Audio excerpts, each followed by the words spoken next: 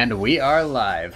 Welcome everybody from Northreach, I'm Hars, and welcome to the chopping block. So I know in our trailer we were a little vague as to what exactly we're doing with all this, so just to give you a bit of a rundown, what we're doing is basically a podcast where we'll be just sitting around, interviewing, shooting the shit with some of our officers across Northreach. Mostly the Council of Crowns or the Principality Top 5, but it'll kind of work a little like that. So, for those of you who don't know me, I'm Hars, and with me is my awesome co-host Vex. Hello! And with us, he's the man who needs no introduction. He's the founding father for Frozen Coast, and he's the last prince of Northreach. With us is our first guest, Lucien. Hey, everyone. So, how do you feel, Lucien? You're, what? I guess this is a little dated because by the time this comes out, will have already passed. But, so, how does it feel to think you'll be out of office in just another week or so? There's a little bit of graduation goggles. You know, that moment where you're thinking, yeah, I finally get the break. And then as it's approaching, you're like, oh, but I'm not going to be in office anymore. Overall, I'm pretty excited, but I'm a little sad that I won't be continuing to do the work that I've been doing for at least 6 more months. I totally get how that is, but at the same time, you've put in a lot of work, and now I think you probably earned a little bit of rest time, you know, because, I mean, we're a kingdom now. Yeah, dude, it's super crazy to think that, I mean, in this long run of time in office, when I stepped into office, I was found the 3rd chapter in Alaska. And stepping out of office, I have just finished assisting many other amazing individuals in building the Alaskan kingdom comprised of 5 chapters. I totally get how that is. It's I'm in sort of a, well, I guess I shouldn't say similar position, but I also founded one of the chapters here, the 4th one, and I've been in office for about the last year or so. I can't really say anything that has anything compared to you, though, because I know you, before this, you were also the regent of Northreach the reign before. I was, yeah. I think somewhere I knew that I wanted to eventually be Monarch of Northreach, and so when Hadalin asked me to run for Prince Regent, I figured, well, that's a good place to learn about Principality office and then step up to Prince, yeah. I noticed that seems to be sort of a natural progression lately. Like, actually, my successor, Abram, actually is currently my regent, and he was also expressing interest in running for Monarch, and come the next reign, that's where he's going to be. Right, and didn't you do exactly what I did and replace Hadalin as Monarch in your park this last reign? That's true, I did. That's true. I gave her a hard time about that when I saw that you were running. I was like, so what, you just run for Monarch and then train your regent and turn them loose in the Monarch spot, or what's going on? I don't know. I always kind of imagine it's like sort of a Sith deal, you know, where like the master sort of trains the apprentice to sort of like surpass them. Granted, it didn't end with me committing regicide on Hadalin, but at the same time, Or did it? Vex, we can't talk about that. I certainly hope not. It's going to make knighting her this weekend a lot harder. That is true. That's very true. Very true. So what was the first officer position you've ever held? I was the founding monarch of Frozen Coast, and I held that office for the full 2 terms allowed before I went to champion. Have you held all offices? No, I did that year as regional monarch of Frozen Coast. I did a year as regional champion. I then went back and did another year as regional monarch, and I went from there to a year as Prince Regent, and then this final year as Prince here. Wow, so a good majority of your career in Amtgard you mostly spent in office. That's an impressive feat. Yeah, at Wolf's Cry, I'll have been playing, well, actually right now, I've been playing Amtgard for exactly 5 years, give or take a couple weeks, and I've never not been an officer yet. So needless to say, I'm a little excited about this break coming up. Well, hey man, you definitely earned it. Well, thank you. Alright, so this is going to be sort of a regular segment on the show. Usually the week or so before we actually start the interview, we're going to give everybody the chance to actually ask some questions.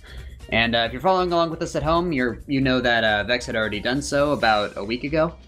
And let's look over some of these questions. So our first one comes from Karina, that being, what brought you into Amtgard? That's a fun story, actually. I had some friends in high school that we got out of high school and were just sort of bored in that what do we do next phase. And for giggles, we would go out in his backyard and we would put like soccer shin guards on our arms and some kind of protective gloves on and swing real swords at each other. Live steel? Yes, sir. Live steel. Almost reminiscent of the SCA, but not quite. Which we didn't know at the time. We were just goofing off. But I had the idea. I said, wouldn't it be fun if we could do this with more people in a safer manner? And I thought it over for a bit, and I said, I think we need to found a LARP chapter. And at first, my friends were pretty not sold on the idea. Didn't take me long to talk them into it, though.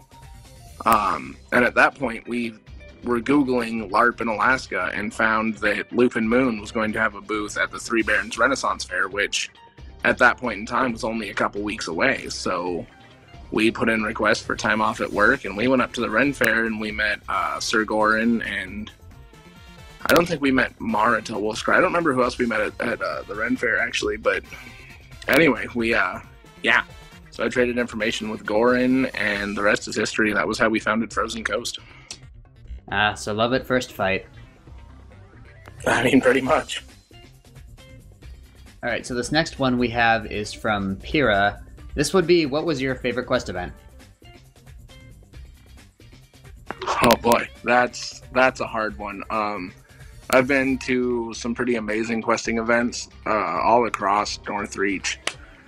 Some of the most memorable ones for me, I do remember one quest up in Lupin Moon where Dusk and Ink were playing as some form of blob monster, and they had asked the Reeve if they could morph together to form this super blob. And these blobs had a polearm and poisoned throwies. Oh god, I think I remember this. Yeah, and so what they did was Dusk hopped on Ink's shoulders, and Dusk had all the throwies, and Ink had both polearms. And that's probably one questing event that I will never forget. The first Frozen Odyssey down here in Frozen Coast was pretty excellent. I was sadly unable to attend the second one because it was the same weekend as Principality Crown Qualls, and so I had to be there. But I'm told that it was every bit as good as the first. Yeah, I think those are the most memorable for me. Yeah, I was gonna say Frozen Coast is definitely known for their questing. Yeah, we do love our quest down here. Are there any quest ideas that you're looking forward to in the future?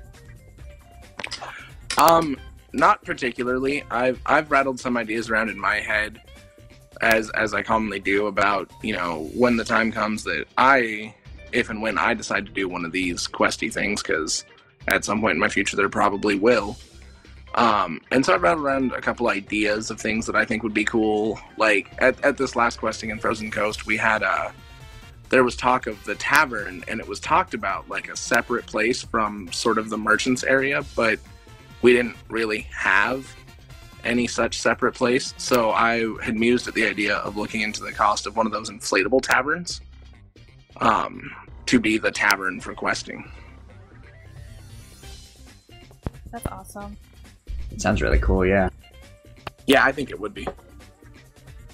Alright, so our next question we have is, why are you obsessed with Rosedath's beard?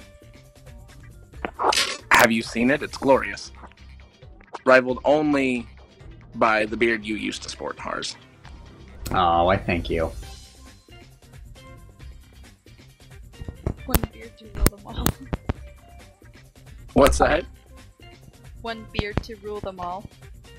Yeah, I think we should have a new event in Northreach and call it Beard Wars. I actually had to shave, for some context, I actually had to shave my beard for for a parade thing I had to do, and hopefully it should be back to close to full strength by Wolfscry by the time that comes around. Sweet, so we'll have Beard Wars in December and give everybody time.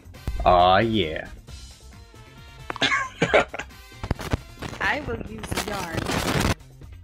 Okay, so I'm just gonna say this now. I didn't really consider the fact that we could name our podcast episodes, but if so, I'm calling this first one the Beard Wars.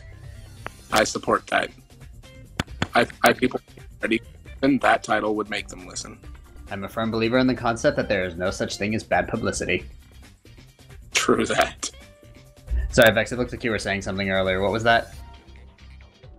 Yeah, nah, go ahead. All right, well, back on the serious note, if you had to thank one aspect of AmpGuard for keeping you in the AmpGuard, what would it be? The community. I recently realized that I have a large network of friends, and maybe 3 of them are not AmpGarders. Like, at this point, I could not imagine my life without AmpGuard. Not so much because of the, hitting my friends with sticks on weekends, as much as I enjoy that, but just the community and support in Northreach is just amazing, and I couldn't imagine not being part of that. Yeah, to sort of second that statement, you guys are probably one of the most chill parks I've gone to consistently. Well, sure, yeah. Frozen Coast is incredibly drama-free, and that's great, but I don't just mean Frozen Coast. I mean everywhere, almost everywhere in Northreach. When I travel there, there's always someone who's glad to see you, wants to give you a hug, that sort of thing. Yeah, that's true. In fact, if I can share my own thing on this really quick, for those of you who are watching this at home and don't know about this, I ended up this would have been about 6 months ago-ish now, but somebody actually had broken into my car and stole my backpack that had all of my garb in it. And unbeknownst to me, I didn't know till the event of our indoor Principality event, which is Dungeon Crawl, that 6 people had just sort of pulled their resources together to make me a new set of garb. And I honestly kind of didn't know how to react at the time. So my brain was just kind of going, Hars, these guys are doing something really nice for you. Respond appropriately. So I just kind of flailed my arm, waving at them, saying, thank you. Yeah, I remember that project. That was some snazzy new garb you got out of that, too. It's still, to this day, my favorite garb. I only break it out for, special occasions. I value that more than what I wear as Monarch of Loop and Moon. Which, sounds a little unprofessional in hindsight, but, actually, I didn't have a part 2 to that. Yeah, I mean, I was thinking when I was first appraised of that, or told of that project, that they were making you new fighting garb, but when I saw it, my first thought was, oh, they made him new court garb. I mean, realistically, it works for both, in my experience. Well, sure. I just mean that it's very fancy garb, and it's very well made. This is true, and that's the only reason I really break it out around Principality time. Alright, so this next question we have is again from Abram, and what are your plans after you get done from office? What do you be doing during your downtime? Well, that's a harder one to answer, just because, as I said earlier, I've never not been in office, so I don't have an experience to compare what I'm about to do or not do to.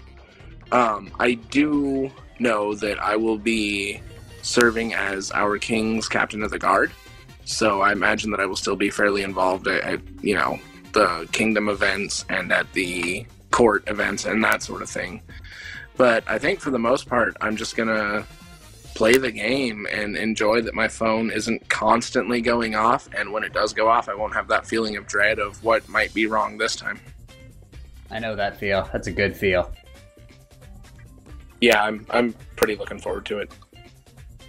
Okay, so we were talking about Rose Death a bit earlier, and he actually has this next question. What's the most unique and iconic weapon that you loved seeing in the game? Also, Talon adds, other than Rose Death's beard. Well, there went my answer. I'll have to think of a new one. No, but for real though, I'm a fairly simple person. My favorite weapon in AmpGuard is the short sword. I don't have too much of a preference between flat or omniblade, but I don't know, the really crazy weapons have never made a large impact to me. I've never thoroughly enjoyed them. I don't mind them, but it's just I've never gotten super excited about one. The two that come to mind when I think back about crazy weapons I've seen, though, is it's probably been 3 years ago or more now. Britannia was pretty new to AmpGuard, and he had made this polearm that was essentially a large cross. Not like an X, but like the Christian cross. And he had brought it out, and I think it was right when he was going to start playing healer, I think. Maybe not. Oh, is he going full Templar Inquisitor? I think that was the goal. I'm not really sure. I just remember that back then we were hosting ANS at my place, and he had come there a couple times to work on it. And I remember the week that he finally brought it out to the field. I'd given him crap. I said, oh, you're done working on it now, because I've seen him work on this project for about 3 months at this point. And he said, yeah, with just this huge grin on his face. And he was so excited to use it. Before the games even started, he went over to spar with a guy named Drengar. I'm not sure if you guys know him. But inside of 5 seconds into the match, Britannia landed the first hit, and there was this loud, sickening crack as one of the shorter extended arms of the cross had snapped in half and just hung limp from the side of the weapon. There's none volt. Yeah. The other real memorable, and this wasn't too long ago at all, actually, but the other real memorable strange weapon I saw was actually from Delhi. We were at a fighter's practice, and he said, Lucien, I want your professional opinion on a weapon. And just the way he said it and the look on his face, I said, Delhi, when you say that to me in that tone of voice, I get concerned. Yeah, if you were to say that to me, that would scare me too.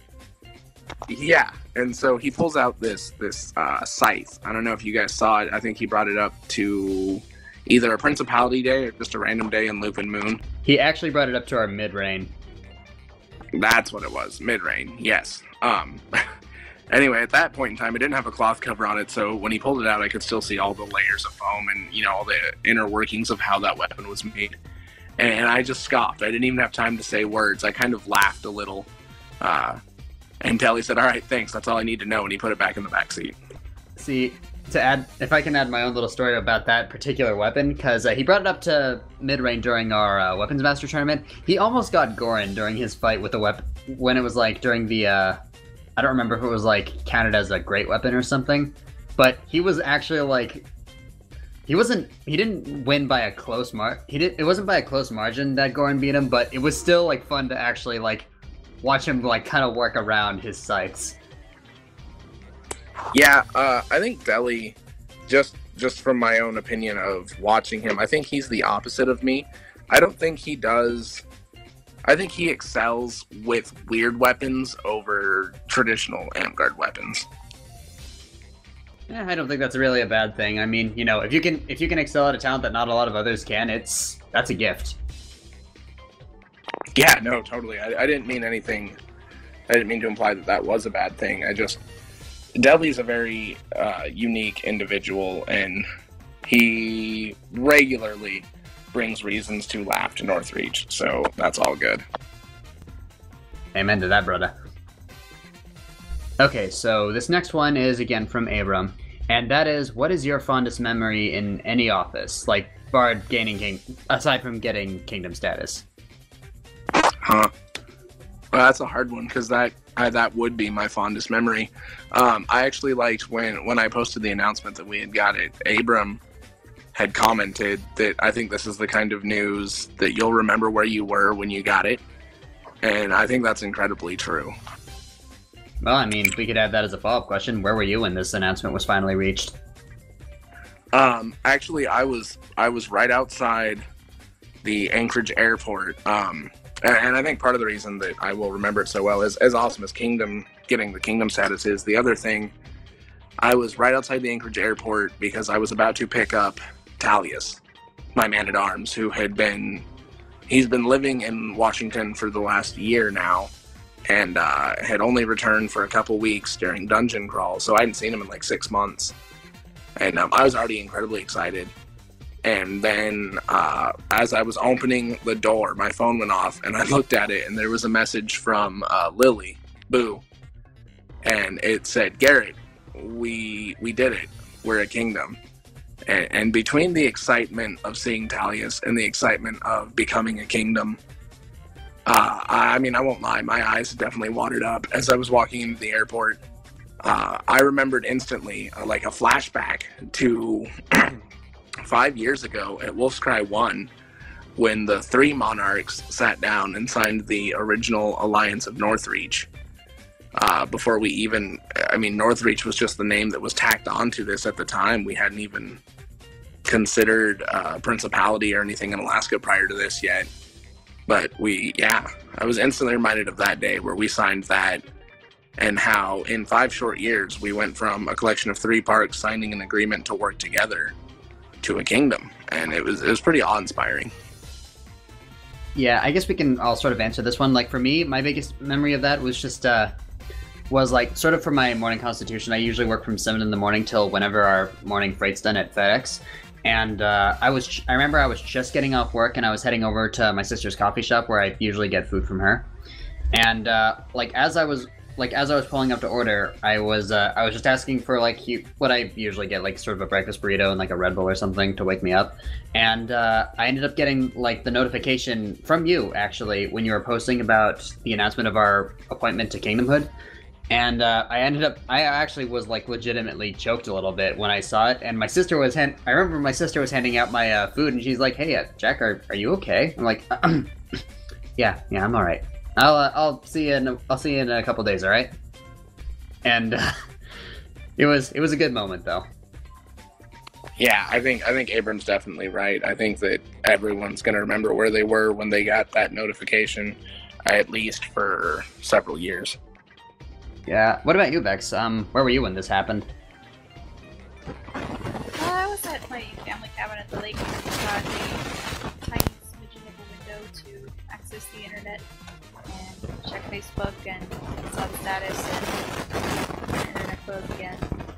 Did a little cheer, but no one in my family does anything remotely AmtGard related, so it was kind of a self little yay, bounce around the cabin and then go jump back in the water.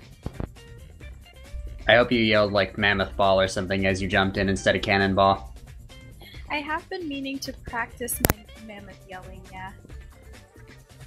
Trumpeteering. Okay, but back to our original question though, about what your fondest memory in office was. Apart from that, do you happen to have any particular ones? Besides the kingdom thing. I guess the next fondest memory would be the Frozen Coast mid-reign, where I got the honor of being the prince to inform Frozen Coast that they had made it to duchy status, and that was a good one for me too, because Frozen Coast is, as I'm sure you know, Hars, you probably feel the same way with Ravenstone, but Frozen Coast is kind of like my child, and it was almost the equivalent of seeing your child graduate. And so that was probably my next favorite memory of being in office. I totally understand. I was in a similar boat when I saw Ravenstone reach the barony title, which granted it's not like watching them graduate and become a duchy, but it's kind of like they got through grade school. Right. Yeah. I mean, it's exciting either way, no matter what status you're getting promoted to. Just that your park is doing better than it was before, and making those milestones is awesome. But that said, I don't think it's gonna top the moment when our collective baby sort of graduated to a kingdom level. Yeah, for sure, dude. So do you have any favorite memory moments from this past year, other than what we discussed? No, not that we haven't already talked about, I guess. It's been an honor being Prince of Northreach, but I don't have any one particular memory that stands out that we haven't already discussed. All right, well, that pretty much covers the majority of the questions that the public has asked. Vex, did you have any other questions you wanted to ask besides that? Sure. Do you have any advice for the incoming monarch? Well, that's kind of a loaded question, purely because the incoming monarch is actually my mentor, and I don't think there's anything that I could tell him that he doesn't already know. I know that this past year I've received a lot of advice from him that's really helped me power through the year and get things done. So I guess the short answer is no, because he's definitely much more knowledgeable than I am, especially about the office he's stepping into. So all I would really have to say to the incoming monarch is good luck. And sometimes that's really the best you can say for somebody. Yeah, and I have no doubt that Gorn's going to do an excellent job in this position. All right, well, to add on to Vex's question, do you have any advice for anybody just that wants to become an officer, or or even a principality officer? Like, do you have any advice for some curious onlooker that might be watching this and thinking, maybe I want to do this one day? Yeah. The most important thing about being an AmpGuard officer, Monarch or otherwise, the most important thing to remember is that you're a servant of the people. And so my golden rule advice would be listen to your people. Whether that's if you're champion and take feedback on the battle games, or if you're Monarch and take suggestions and advice on how mid-range should go, or, you know, those kind of things. Just whatever office you're in, the advice is applicable. To just listen to your people, I think is kind of the golden rule of being an AmpGuard officer. Sounds like as good advice as any. And also do it would be part of my advice for someone who was thinking about running for office. Do it. It's, you know, depending on which office you're in and what happens in your reign, it can be taxing and occasionally stressful. Essentially second job at a volunteer organization, but it is incredibly rewarding. That I can definitely agree with. All right, so that about wraps up our time for today on the chopping block. I would like to thank everybody for watching this, and I'd like to thank you, Lucien, for being part of our show today. Yeah, it was my pleasure, man. Thank you guys for asking me. All right, and if you guys want to follow along at home, make sure you subscribe to the Northreach YouTube channel. We'll be doing this on a bi-weekly basis. Our next guest we will be posting shortly afterwards, and until then, hope everybody has a good night, and we need to come up with some sort of like closing slogan or something. Go to Beard Wars. Go to Beard Wars. There you go. All right, good night, everybody. Good night. Good night, Northreach.